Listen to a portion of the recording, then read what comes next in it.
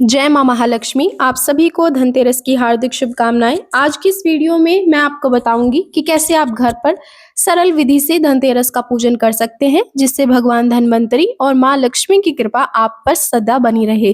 तो आइए वीडियो शुरू करते हैं। तो सबसे पहले आप सुबह उठकर जहां आपको पूजा करनी होती है वहां अच्छे से साफ सुथरा गंगा जल से जल छिड़क कर स्वच्छ कर लीजिए। और देखिए, धनतेरस की पूजा वैसे तो शाम को की जाती है, लेकिन आप चौकी सुबह ही लगा सकते हैं। चौकी पर आप लाल कलर का कोई भी कपड़ा बिछा दीजिए, लाल या पीला जो भी आपके पास हो।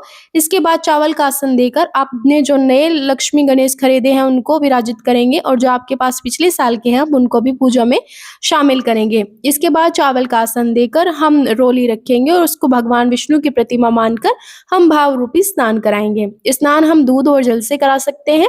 और देखिए, इसके बाद भगवान विष्णु को हम हल्दी की गांठ चढ़ाते हैं और एक दिया जलाते हैं, जो कि हम जब तक पूजा करेंगे जब तक जलता ही रहेगा। इसके बाद हम सभी को कुमकुम आदि से तिलक लगा देंगे। भगवान विष्णु को हम हल्दी से तिलक लगाएंगे, क्योंकि भगवान विष्णु को हल्दी बहुत प्रिय होती है। इसके बाद देखिए, हम अपने घर में जितने भी सदस्य पूजा में बैठे होंगे उन सभी को भी अच्छे से तिलक कर देंगे। भगवान विष्णु को वस्त्र स्वरूप में हम कलावा या जनेऊ आपके पास हो तो जनेऊ अर्पित करेंगे। इसके बाद सभी को फूल चढ़ाएंगे और माँ लक्ष्मी को जो है हम गुलाब का फूल अर्पित करेंगे। और दिवाली वाले दिन हम माँ लक्ष्मी को लाल रंग का फूल अर्पित करते हैं। इसके बाद हम माँ को लाल रंग की चुनरी अर्पित करेंगे। और चुनरी अर्पित करने के बाद हमने धनतेरस पर आपने जो भी सिक्के कॉइन खरीदे होंगे उनकी भी पूजा करनी है, उनको भी अच्छे से स्नान आदि कराकर तिलक लगाएंगे। इसके बाद देखिए, माँ लक्ष्मी की पूजा में खील बताशों का भोग लगाया जाता है, तो हम खील बताशे रखेंगे और कोई भी ऋतुफल जो आपके पास हो वो रखेंगे। इसके बाद माँ लक्ष्मी पर खील की वर्षा करेंगे, क्योंकि खील की वर्षा करने से कहते हैं कि साल भर से अच्छा पैसा आपके व्यापार में तरक्की होती है, पैसों में वृद्धि होती है। और जो भी मिठाई आपने घर पे बनाई होगी उसका भोग लगाएंगे। अगर घर पे नहीं है तो मार्केट की लाई हुई मिठाई का भोग लगाएंगे। पान के पत्ते पर आप बताशा और कोई भी मिठाई जो आप लेके आए हो वो रखकर अर्पित कर सकते हैं। इसके बाद दक्षिणा चढ़ाएंगे। दक्षिणा इसलिए चढ़ाई जाती है ताकि पूजा में कोई कमी हो तो उसको क्षमा किया जाए। धनिया चढ़ाएंगे। और धन्वंतरी भगवान की पूजा होती है तो आयुर्वेद का कोई भी सामान, आंवला, एलोवेरा या तुलसी का पौधे के पत्ते जो होते हैं वो चढ़ाते हैं। इसके बाद हम सभी को चावल अर्पित करेंगे। चावल अर्पित करने के बाद देखिए, एक दिया जलाते हैं हम, जो कि सारी रात जलता है। एक यम दीपदान होता है जिसकी मैंने अलग से वीडियो बना दी है, वो भी मैं जल्दी ही अपलोड कर दूंगी। और ये जो दिया होता है ये पूरी रात जलाकर रखते हैं। इसके बाद हम माँ की प्रार्थना करेंगे और धनतेरस का जो है वो पूजन करेंगे। अगर आपके यहाँ कथा कहानी पढ़ी जाती है तो आप कथा कहानी भी पढ़ सकते हैं।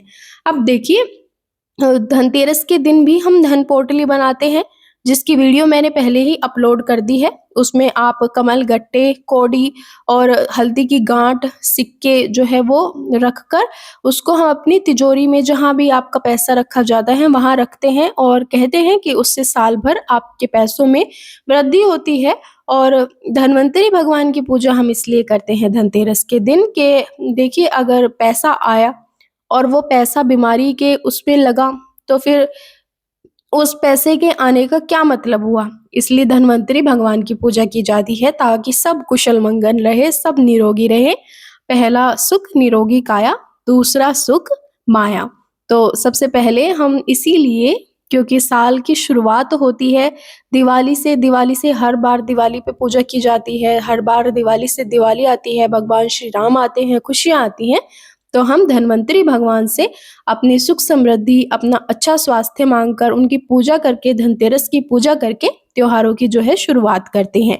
और दिया जलाया जाता है ये माँ लक्ष्मी के लिए, जो कि सारी रात जलता है। एक ऐसे ही अखंड दिया शुद्ध देसी घी का जलता है दीपावली के दिन। और बस दीपावली की पूजा में इतना अंतर होता है कि उसमें हम 11 या 21 दिए, जितने भी आपके घर में जलते हैं उतने दिए जलाते हैं और चारों तरफ रोशनी करते हैं। और कुछ दिए हम दूसरों के घर भी रख कर आते हैं कि जो रोशनी बांटते हैं, खुशियां बांटते हैं। एक धन पोटली जो होती है वो दिवाली के दिन भी बनती है और वो भी तिजोरी में रखी जाती है। और एक धन पोटली धनतेरस के दिन भी बनती है। वो आप लोगों पर निर्भर करता है कि आप लोगों के घर कैसे पूजा की जाती है और किस हिसाब से धन पोटली बनाई जाती है। और इसके बाद ये दक्षिणा जो है वो आप अगर दिवाली पर पूजन कराएँगे तो आप पंडित जी को दे दीजिए, वरना तो आप किसी कन्या को खील बताशे, मिठाई और दक्षिणा जो है वो दे सकते हैं। इसके बाद जो